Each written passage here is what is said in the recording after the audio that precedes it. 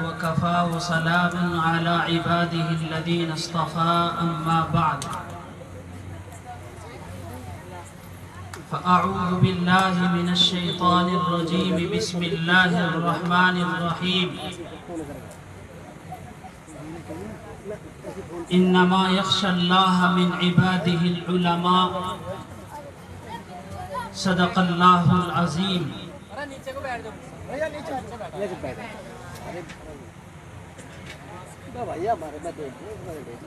عزیزان محترم، نوجوانان اسلام اور اسٹیج پر علماء اعظام،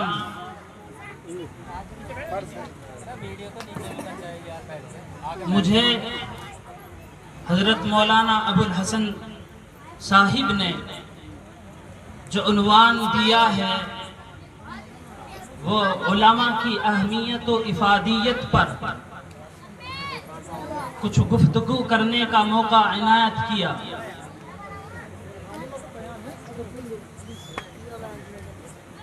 شاعر کہتا ہے اتنی مشکوک نگاہوں سے نہ دیکھو ہم کو،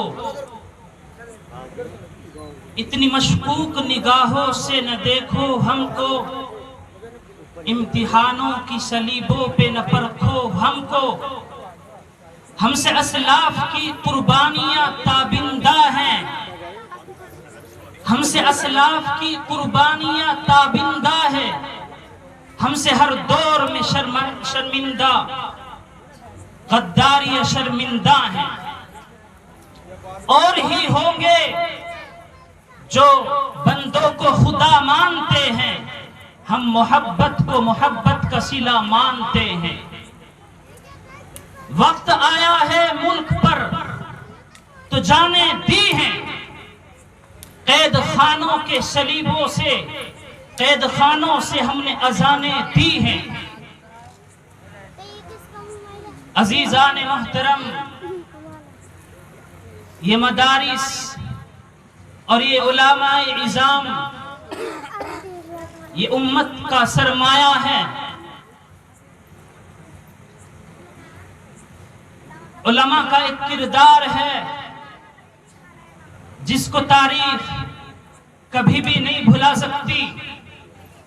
تاریخ کے درخشندہ اوراق بتلاتے ہیں کہ علماء کی وہ قربانیاں ہیں کہ جن کو آب زر سے لکھے جانے کے وہ قابل ہیں۔ آج یہ مدرسہ جو آپ حضرات کے سامنے ہے اور تمام مدارس اسلامیہ، یہ سب کے سب اسلام کے مضبوط قلعے ہیں۔ یہ دار ارقم اور صفہ چبوترے کی وہ شاخیں ہیں جن کے بانی شہنشاہ کونین صلی اللہ علیہ وسلم ہیں۔ در حقیقت ان مدارس کے اندر اور ان سے متعلق علماء، ان کے دل کے اندر ایک فکر رہتی ہے، ایک تڑپ رہتی ہے امت مسلمہ کی۔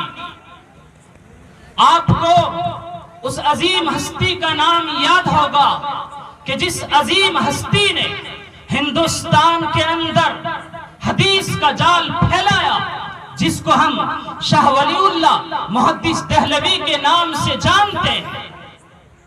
آپ کو معلوم ہے کہ جب 1601 کے اندر ہندوستان کے اندر انگریز آیا تو 1702 کے اندر شاہ ولی اللہ محدث دہلوی رحمت اللہ علیہ ایک گھر کے اندر جنم لیتے ہیں، ایک ماں کی کوکھ سے جنم لیتے ہیں، اور جب وہ دیکھتے ہیں کہ ایسے حالات ہیں، انگریزوں کا تسلط ہے، انگریز مسلمانوں کو تباہ و برباد کرنے میں لگے ہوئے ہیں، تو ایسے وقت میں شاہ ولی اللہ محدث دہلوی رحمت اللہ علیہ آنکھ کھولتے ہیں، بیدار ہوتے ہیں، تو وہ تفسیر ان کے بیٹے شاہ عبدالعزیز محدث دہلوی تفسیر عزیز لکھتے ہیں۔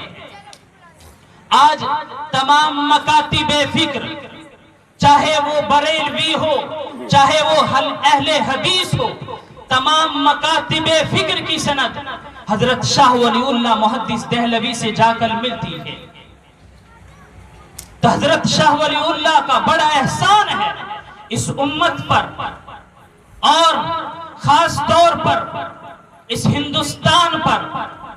جب انگریزوں نے اس ملک کو برباد کرنے کا پورا عہد کر لیا تھا، تو ایسے نازک وقت میں ٹیپو سلطان رحمت اللہ علیہ مقابلے کے لیے قدم بڑھایا انہوں نے، اور جام شہادت نوش فرمایا۔ پھر کیا تھا کہ آزادی کے مسلمانوں اور علماء کرام کے سینوں میں جوش و تلاطم پیدا ہوا، تو پس دیوار زندہ کیے گئے، انہیں جیل کی کال کوٹریوں میں بے یار و مددگار چھوڑ دیا گیا، بے شمار علماء کو پھانسیوں کے پھندوں پر لٹکا دیا گیا، ہزاروں مسلمانوں کو تیرنوں سے اٹھا کر پھینک دیا گیا، بہو بیٹیوں کی عزتوں پر حملے کیے گئے، وحشت و بربریت کا اننگا ناچ ناچا گیا کہ جنگیزوں ہلاکوں کی بربریت مان پڑ گئی۔ لیکن قلب کی حرارت، صبر و ایمان کی طاقت اور جذبہ حریت و آزادی نے انہیں چٹانوں میں تبدیل کر دیا۔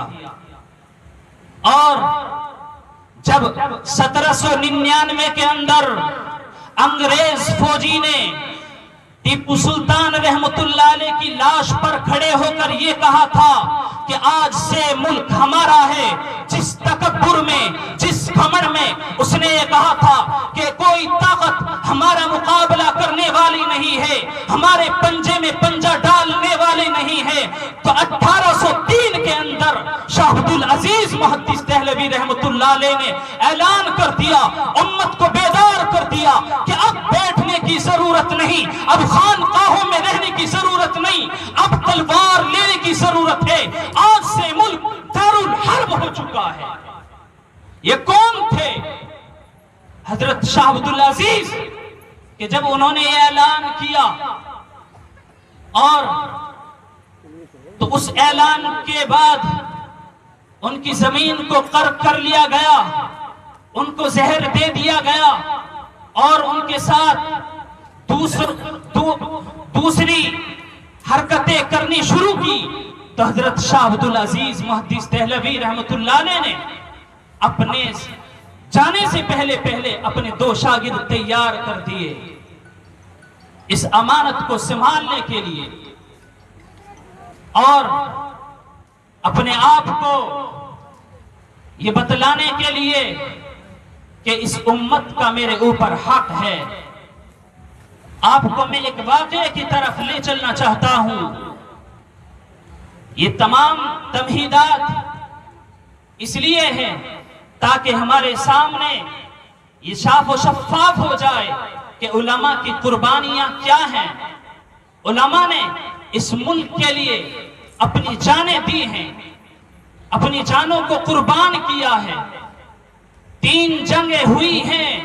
سب سے پہلی جنگ 1803 کے اندر ہوئی، اس میں تنہا علماء تھے، اور علماء بھی وہ جو چوٹی کے علماء تھے، لیکن اس کے اندر ناکامی ملی۔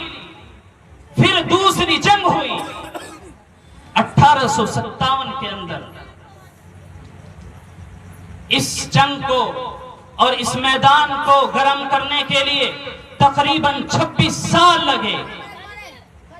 جب میدان گرم ہو گیا اور علماء کو پھانسیوں کے پھندوں پر لٹکایا گیا، 34 ہزار علماء کو پھانسیوں پر لٹکا دیا گیا، جب ناکامی ملی تو پھر تیسری جنگ ہوئی، جس میں جو چھوٹے چھوٹے معصوم بچے جن کے والدین انگریز کی دشمنی میں ان کو قتل کر دیا گیا، ان کو پھانسی دے دی گئی.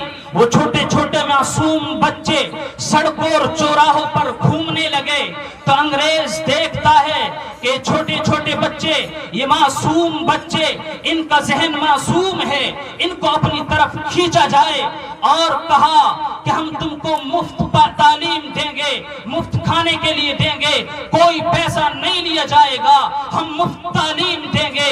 لیکن ان کا منشا تھا کہ ان کو ذہنی طور پر انگریز بنایا جائے، ان سے جو چاہے ہم کروا لیں، جو چاہے ہم ان سے کام لے لیں.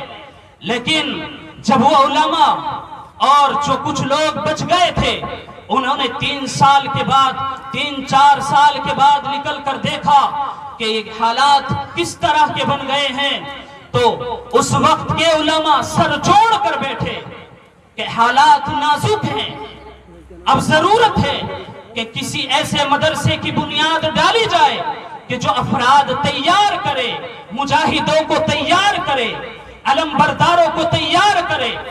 تو 1866 کے اندر دارالعلوم دیوبند کی بنیاد رکھی گئی. آپ جانتے ہیں دارالعلوم کی ایک تاریخ ہے، جو عظیم تاریخ ہے. لیکن جب 1866 کے اندر دارالعلوم دیوبند کی بنیاد ڈالی گئی اور جب ان کا یہ نعرہ ہوا کہ انگریزوں نے یہ اعلان کیا ہے کہ ہم تم کو مفت تعلیم دیں گے، مفت کھانے کے لیے دیں گے، تو علماء نے یہ کہا ہاں انگریزوں کے پاس خزانے ہیں، ملک ہے، وہ تعلیم بھی مفت دے سکتے ہیں، کھانے کے لیے بھی مفت دے سکتے ہیں، لیکن یہ تو بوریا نشین انسان ہیں، ان کے پاس صبح کا کھانا ہے تو شام کا کھانا نہیں، صبح کا ہے تو شام کا نہیں، شام کا ہے تو صبح کا نہیں. لیکن انہوں نے آواز دی، امت مسلمہ کو آواز دی، اے قوم سن لے، اگر یہ مدرسہ زندہ ہے تو تیرے گھر کے اندر ایمان زندہ ہے، یہ مدرسہ زندہ ہے تو تیرے گھر کے اندر ایمان کی روشنی زندہ ہے. خدا نہ خواستہ اگر یہ مدرسہ نہ رہا تو تیرے دل کے اندر ایمان نہ رہے گا،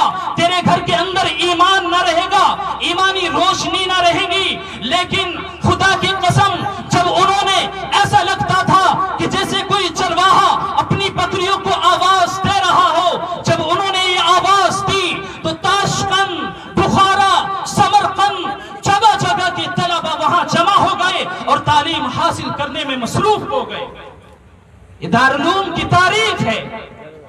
دارالعلوم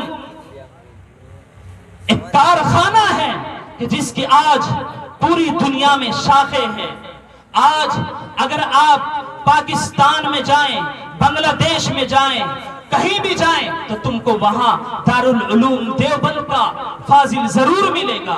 اگر دارالعلوم دیوبند کا فاضل نہیں ہے تو اس سے بالواسطہ یا واسطہ کچھ نہ کچھ تعلق ضرور ہوگا. تو یہ دارالعلوم کا بڑا فیض ہے. آج یہ مدرسہ ہمارے سامنے موجود ہے اور بہت سارے مدرسے موجود ہیں. تو یہ کس کی دین ہے؟ دارالعلوم دیوبند کی دین ہے. خدا کی قسم دارالعلوم دیوبند اکابرین دارالعلوم کے خون سے سینچا ہوا شجر ہے، جس کو شاعر نے کہا جلا سکتی ہے شمع کشتہ کو، مجھے نفس ان کی الہی دیکھ. تو اس لیے ہمیں دارالعلوم دیوبند کی اور اس سے منسلک جو مدارس ہیں اور اسی طرح علماء کی ہمارے دلوں کے اندر اہمیت ہونی چاہیے.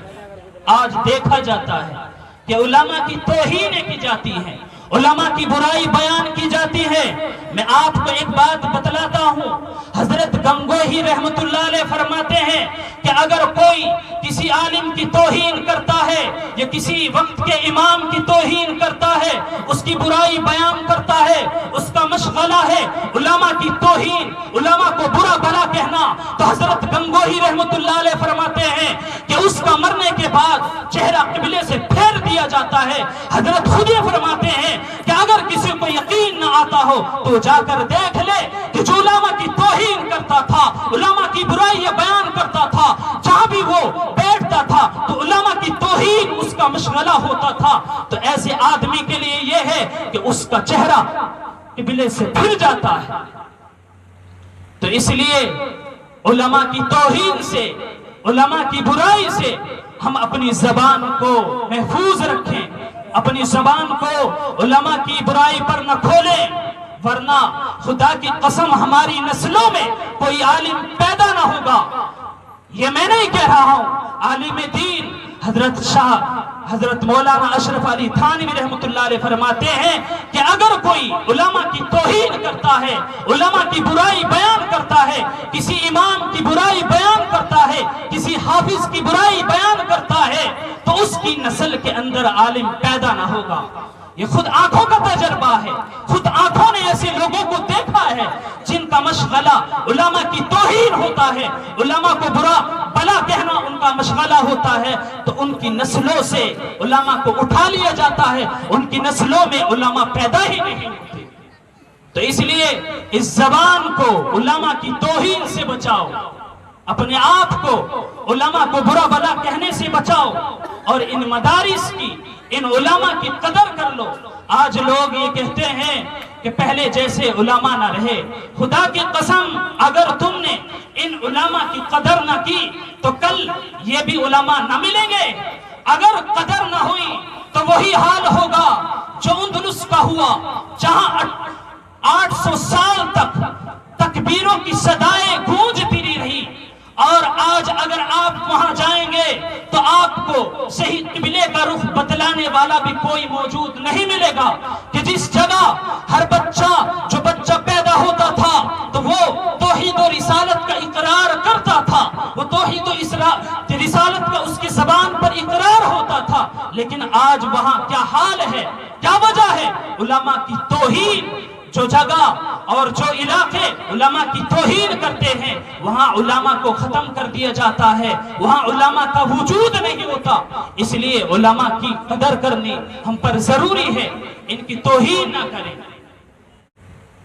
اس لیے کہ ابھی اور بھی حضرات ہیں اور وقت ساتھ نہیں دے رہا ہے، میں ان چند باتوں پر اپنی بات کو ختم کرنا چاہتا ہوں۔